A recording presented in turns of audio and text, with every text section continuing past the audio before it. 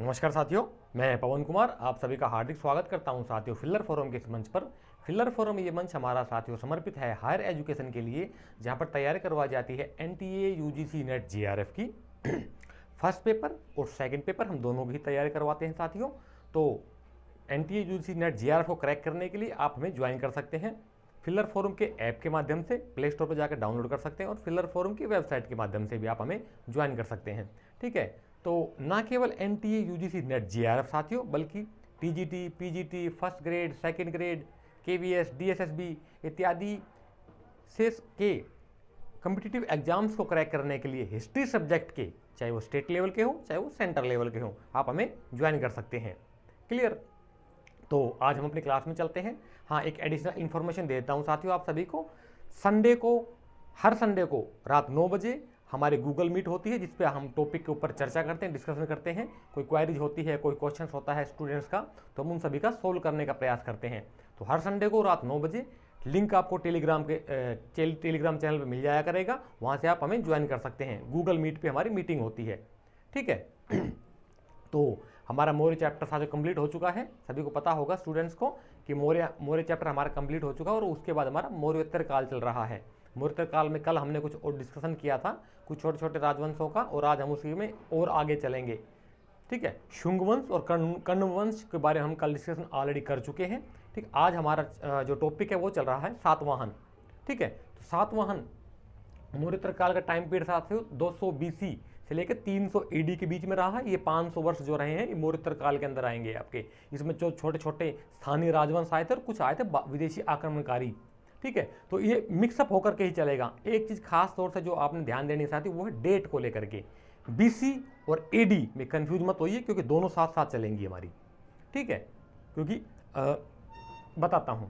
तो सातवाहन जो राजवंश था साथियों, उसका संस्थापक माना गया सिमुक को।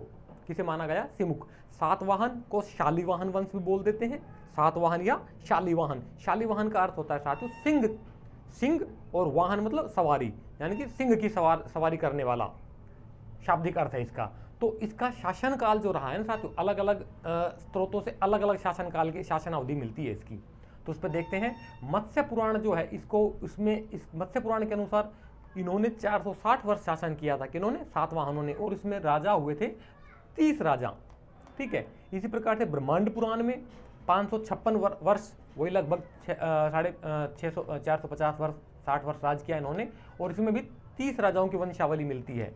वायु पुराण के अनुसार 411 वर्ष तक इन्होंने शासन किया और राजा मिलते हैं इसमें 19।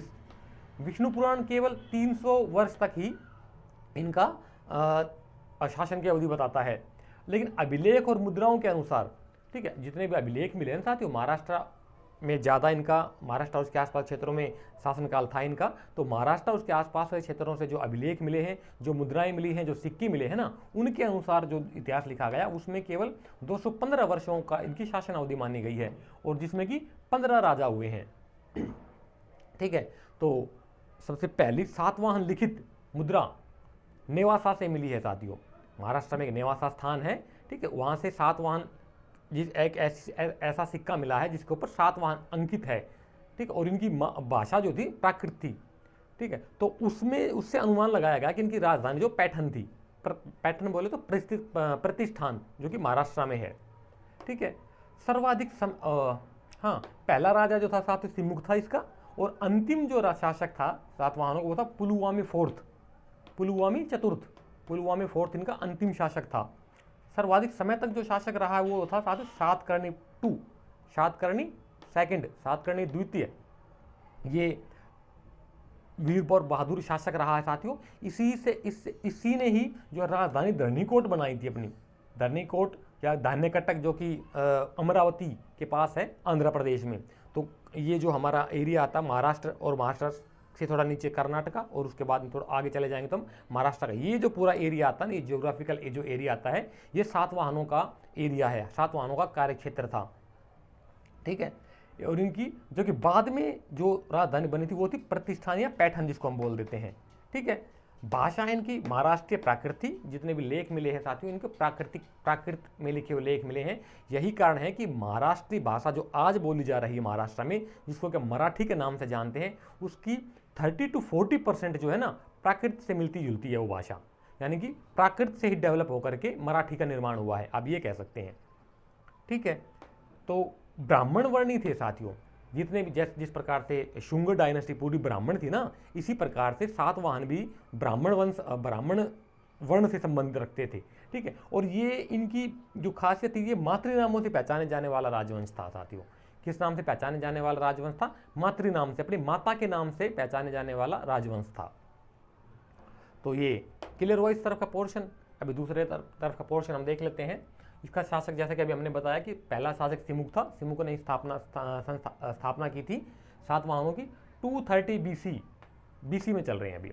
ठीक है, 230 बीसी यानी कि मौर्यों का एंड में चल रहा है, और अभी उसमें नहीं आया है, क्या बोलते हैं, शुंग डायनेस्टी नहीं आई है अभी। ठीक है, तो पुराणों में इन्हें कहा गया है आंध्र भृत्य। क्या कहा गया पुराणों में? इनेट का हालांकि आया हुआ क्वेश्चन है कि पुराणों में सातवाहनों को किस नाम से संबोधित किया गया है, आंध्र भृत्य या आंध्र करके भी आता है इसका उल्लेख।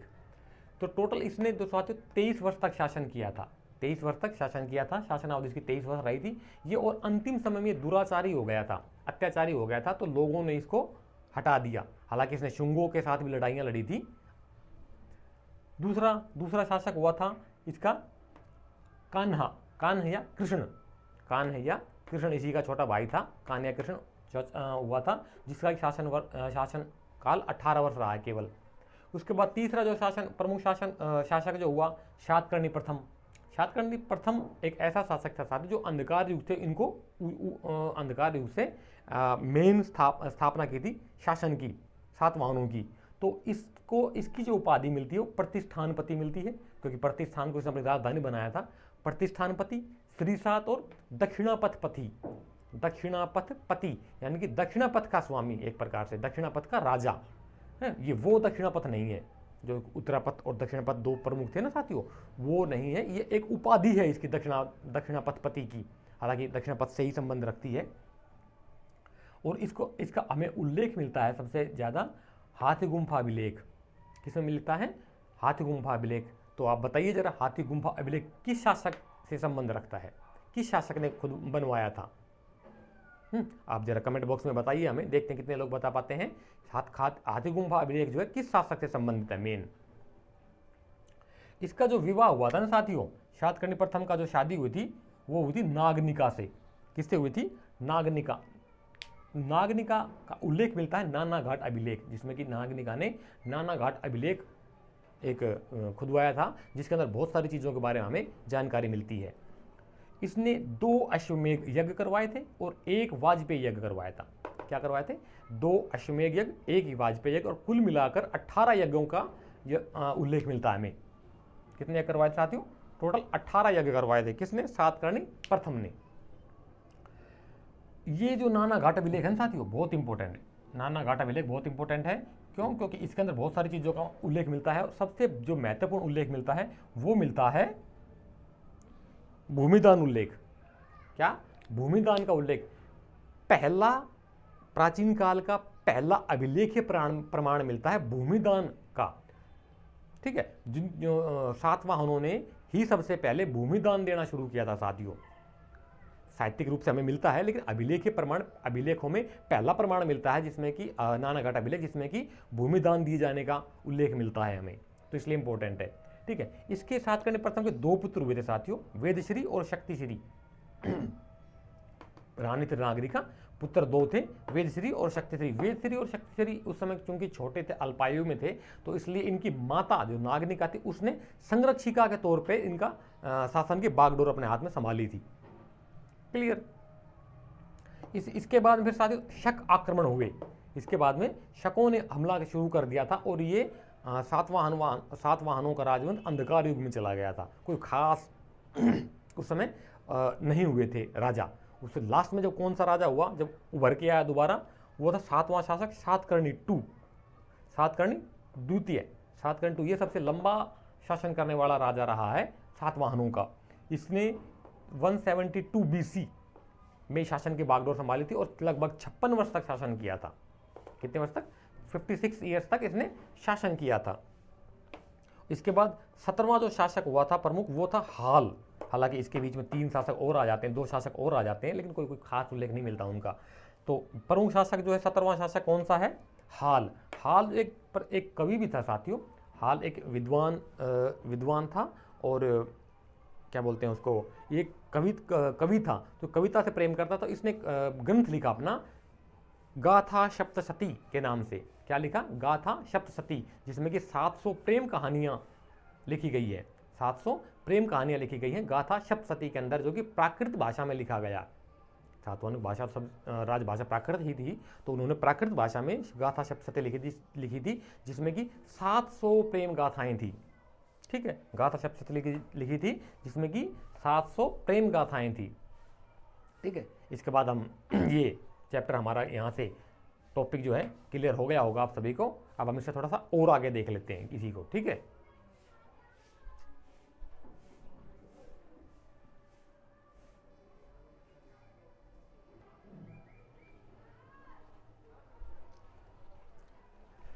तो साथियों इसकी के ऊपर हम जरा सातवाहन वंश में जो और राजा हुए हैं उनके ऊपर डिस्कशन कर लेते हैं अभी। ठीक है, तो उसके बाद हुआ था साथियों गौतमीपुत्र शातकर्णी, जो कि पहली शताब्दी 1st AD में हुआ था। ठीक है, अभी BC को भूल जाइए, अभी हम AD में आ गए हैं, ईसा की शताब्दियों में आ गए हैं। तो पहली शताब्दी में इसका जो शासनकाल हुआ था 80 AD से 104 AD का इसका पॉलिटिकल टाइम पीरियड रहा है। 80 AD से 104 AD किसका? गौतमीपुत्र शातकर्णी का। ये महानतम शासक था साथियों। ये जो है सातवाहनों का 23वां शासक था, जो कि सबसे अभी तक के शासकों में सबसे महानतम शासक था, जिसने कि सातवाहनों को उभार करके लेकर के आया और अपना एक साम्राज्य, विशाल साम्राज्य बनाया इसने। ठीक है, और शकों के ऊपर विजय प्राप्त की इसने। महानतम शासक था जिसने कि शकों के ऊपर विजय प्राप्त कर ली थी। शकों को हरा करके फिर दोबारा अपना डेवलपमेंट किया। वेणाकटक नासिक बसाया इसने, वेणाकटक शहर बसाया जो कि नासिक के पास में है। तो इसी कारण इसने वेणाकटक स्वामी की उपाधि धारण की। क्या उपाधि धारण की? वेणाकटक स्वामी की। 18वें वर्ष, अपने शासनकाल के 18वें वर्ष इसने नासिक प्रशस्ति 18वें वर्ष इसने नासिक प्रशस्ति जारी की, जिसमें कि इसकी माता है गौतमी बलश्री। इसकी माता ने जारी किया था नासिक प्रशस्ति पत्र। प्रशस्ति पत्र बोले तो जो राजाओं के प्रशंसा में जो लिखे गए लेख और अभिलेख वगैरह हैं उनको हम प्रशस्ति बोल देते हैं। प्रशंसा में है, उनकी तारीफ में जो लिखी जाती है लेखनी, वो प्रशस्तियों में आते हैं हमारे। तो माता कौन थी इसकी? गौतमी बलश्री। गौतमी बलश्री ने इसका 18वें वर्ष में शासनकाल के 18वें वर्ष में नासिक प्रशस्ति जारी की थी। तो वहाँ से क्या हुआ साथियों कि 13,200 इसी के शासनकाल में, हाँ इसी के शासनकाल में 13,250 रजत मुद्राएं मिलती हैं, चांदी के सिक्के मिलते हैं। किसके? नहपान के, जो जोगलथंबी से मिलते हैं। नहपान एक शासक हुआ था, इसी के समकालीन हुआ था साथियों। इसने क्या किया कि 19 सिक्कों को दोबारा डाला, पुनः डाला और अपनी आकृति युक्त दोबारा सिक्के चलवाए थे। अपनी आकृति युक्त दोबारा सिक्के चलवाए थे, 19 सिक्कों को डाल करके दोबारा सिक्के चलवाए थे। तो इसका साम्राज्य बड़ा था। इसके बाद वशिष्ठीपुत्र पुलवामी, जिसको कि दक्षिणापथ पथेश्वर की उपाधि दी जाती साथियों। दक्षिणापथेश्वर की उपाधि थी इसकी। किसकी? वशिष्ठीपुत्र पुलवामी। पुलवामी या पुलवामी एक ही चीज है। नवनगर स्थापना, इसने एक शहर बसाया साथियों नवनगर के नाम से इसलिए, और नवनगर की स्थापना की थी इसने। नासिक के 4 अभिलेख जारी करवाए इसने। नासिक में, महाराष्ट्र में है नासिक एक जगह, ठीक है, वहाँ पे 4 अभिलेख खुदवाए इसने, और जिनकी की भाषा जो थी ना वो प्राकृतिक और लिपि ब्राह्मी थी। ये आ गया ना, वही भाषा और लिपि में क्या डिफरेंस है, मैं 2 बार बता चुका हूँ, आपको पता लग गया होगा। ठीक है, तो भाषा क्या थी? प्राकृत, और लिपि जो थी वो ब्राह्मी थी। कारले में भी 2 लेख लिखवाए इसने साथियों। कारले भी एक जगह महाराष्ट्र में पड़ता है। कारले का जो है चैत्य बहुत विशाल है, बहुत सुदृढ़ है, अभी तक का सबसे बड़ा चैत्य माना गया है कारले का। अगर आप देखोगे तो आपको मिल जाएगा। वो कारले का चैत्य अलग है, ये कारले नमक स्थान पर इसने 2 अभिलेख खुदवाए थे। ठीक है, इसलिए इसके बारे में, और इसका ये एकमात्र ऐसा शासक है साथियों जिसका कि उल्लेख मिलता है अमरावती लेख में। किसका? वशिष्ठीपुत्र पुलवामी का अमरावती लेख में जो अभिलेख उल्लेख मिलता है, ये एकमात्र शासक ऐसा है। इसकी शासन अवधि जो थी 24 ईयर्स थी। शासन इसने 24 वर्ष तक शासन किया था। नासिक के बारे में बता देता हूँ थोड़ा सा, कहाँ चला गया, नासिक। नासिक साथियों महाराष्ट्र में है, जहाँ पे प्याज की खेती बहुत ज़्यादा की जाती है। ओनियन, प्याज नासिक में बहुत, इसके आसपास क्षेत्रों में बहुत ज़्यादा बोई जाती है। प्याज बहुत फेमस है नासिक की। जैसे कि महाराष्ट्र में नागपुर का संतरा फेमस है, ऐसे ही। तो इसकी ये हो गया। इसी के समकालीन जो शासक था साथियों, इसके समकालीन 2 प्रमुख शासक हुए हैं। एक तो शक जो था वो चष्टन, शक राजवंश का शासक चष्टन, और रुद्रदमन दूसरा शासक था रुद्रदमन। रुद्रदमन के बारे में हालांकि हम पढ़ चुके हैं, दोबारा बता देता हूँ। रुद्रदमन ने एक झील का निर्माण करवाया था, ठीक है, और उसने एक अभिलेख भी खुदवाया था। तो बताइए जरा कौन सा अभिलेख खुदवाया था रुद्रदमन ने। इसी की पुत्री के साथ इसने विवाह किया था। किसने? वशिष्ठी पुत्र पुलवामी की जो पत्नी थी वो रुद्रदमन की बेटी थी, ठीक है। 19वें वर्ष इसने 19वें वर्ष अपने शासनकाल के 19वें वर्ष नासिक का गुफा अभिलेख खुदवाया था साथियों। नासिक में गुफा लेख खुदवाया था, गुफा अभिलेख खुदवाया था। इसके बाद जो शासक हुआ वशिष्ठी पुत्र शिवश्री सातकर्णी। वशिष्ठी पुत्र शिवश्री सातकर्णी हुआ था, जिसका शासनकाल मात्र 7 वर्ष रहा था। क्लियर। इसके बाद छोटे छोटे शासक और हुए हैं। श्री स्कंद सातकर्णी, उसके बाद यज्ञ श्री सातकर्णी, जिसका 27 वर्ष हुआ था शासनकाल। और मित्र जो था उसका नागार्जुन था साथियों, उसका समकालीन और जो उसका मित्र था उसके अच्छे संबंध थे। नागार्जुन जो कि शून्यवाद के प्रवर्तक रहे हैं, बौद्ध उसमें आ जाता है, दर्शन में आ जाता है। शून्यवाद के प्रवर्तक नागार्जुन को माना गया है। इसी के बाद में फिर शक सातवाहन संघर्ष शुरू हो गए थे साथियों। इसमें शकों में और सातवाहनों में झगड़ा शुरू हो गया था, संघर्ष शुरू हो गया था। उसके बाद में एक छोटा शासक था विजय सातकर्णी। चंदन श्री या चंद्र स्वाति सातकर्णी, चंदन श्री या चंद्र स्वाति सातकर्णी हुआ है। और अंतिम शासक जो हुआ है सातवाहनों के साथी, वो हुआ था पुलवामी फोर्थ अंतिम शासक हुआ इनका। किनका? सातवाहनों का। बस इसके बाद झगड़े शुरू हो जाते हैं शकों में और सातवाहनों में। और सातवाहन वंश जो था 5 छोटे छोटे गौण शाखाओं में विभक्त हो जाता है, 5 छोटे छोटे शाखाओं में बट जाता है। वो देख लेते जरा कौन कौन सी शाखाएं हैं। वो भी ये 5 शाखाएं हैं साथियों। पहला वंश है चुतु वंश, उसके बाद पल्लव, इक्ष्वाकु, आभीर और वाकाटक राजवंश। ये 5 राजवंश है जिनके अंदर सातवाहन राजवंश बट जाता है, ठीक है। अभी हम इन छोटे राजवंशों को भी देख लेते हैं, क्योंकि बहुत माइक्रो लेवल पे हमारा सिलेबस जाता है साथियों। तो सारी चीज़ों को जो मेन हमें सभी चीज़ों को देखना पड़ेगा। तो ये सातवाहन हमारा वंश यहाँ पे कंप्लीट हो जाता है। अंतिम शासक पुलवामी फोर्थ था। स्टार्टिंग का शासक था सिमुक, ठीक है। तो अब हम इसके आगे इससे थोड़ा सा और आगे देख लेते हैं इसी टॉपिक को।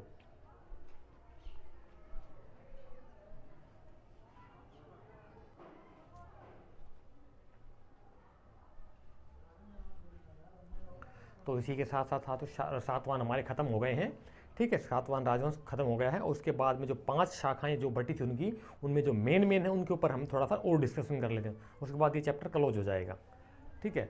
तो क्या था अन्य राजवंशों में क्या था साथियों? आभीर वंश की स्थापना करता ईश्वरसेन को माना गया है, ठीक है। इनकी सबसे बड़ी खासियत क्या थी कि उन्होंने चेदी वंश चलाया था साथियों।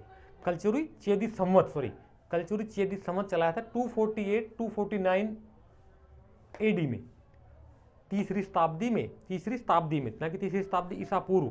अभी हम ईसा की शताब्दियों में आ गए हैं, ठीक है। तो तीसरी शताब्दी यानी कि 248-249 में इन्होंने कलचुरी चेदी संवत चलाया था।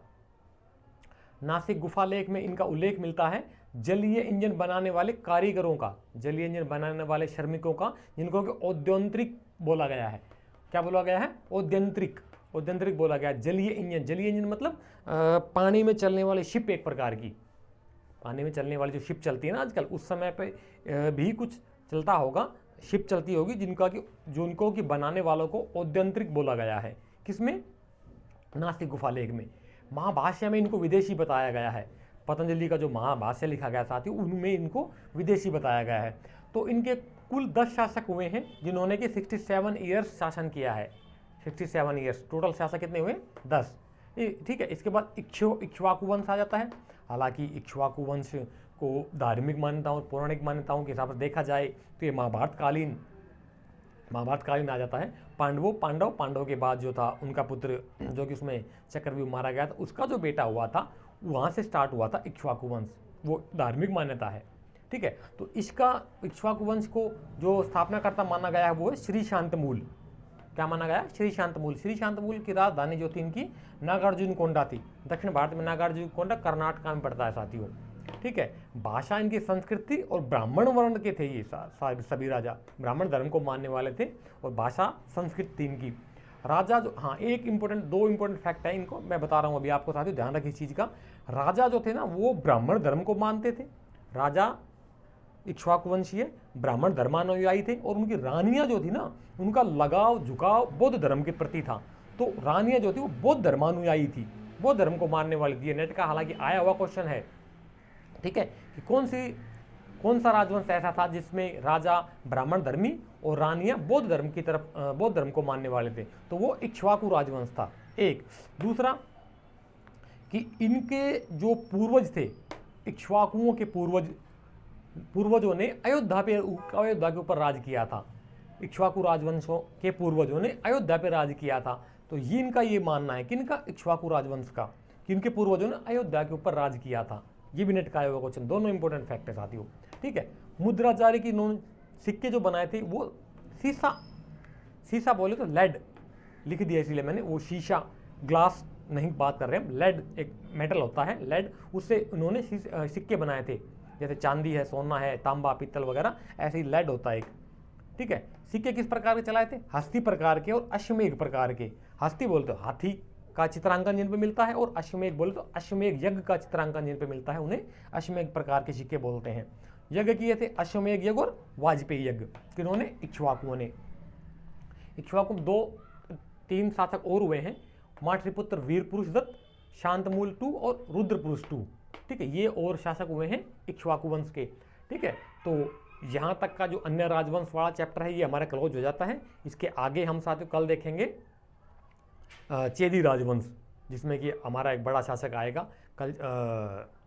चेदी बोले तो इसका उड़ीसा के साइड में जो आज का आधुनिक जो उड़ीसा है वहाँ का, क्योंकि दक्षिण भारत में चल रहे, महाराष्ट्र आंध्र प्रदेश का हमारा हो गया है, तो इसी जोग्राफिकल एरिया में जितने छोटे या बड़े राजवंश हुए हैं उनको इस समकाल में, इस काल में 200 BC से 300 AD के बीच में जो शासन काल हुए दक्षिण भारत के, उन पे हम और थोड़ा सा देख लेंगे कल डिटेल से, ठीक है। तो तब तक आप साथियों हमारे साथ बने रहिए, स्टडी में लगे रहिए कंटिन्यू। कोई क्वेरी हो, कोई क्वेश्चन हो आप सभी का, तो आप हमें नीचे कमेंट बॉक्स के माध्यम से पूछ सकते हैं, ठीक है। तो जब तक के लिए जय हिंद, जय भारत।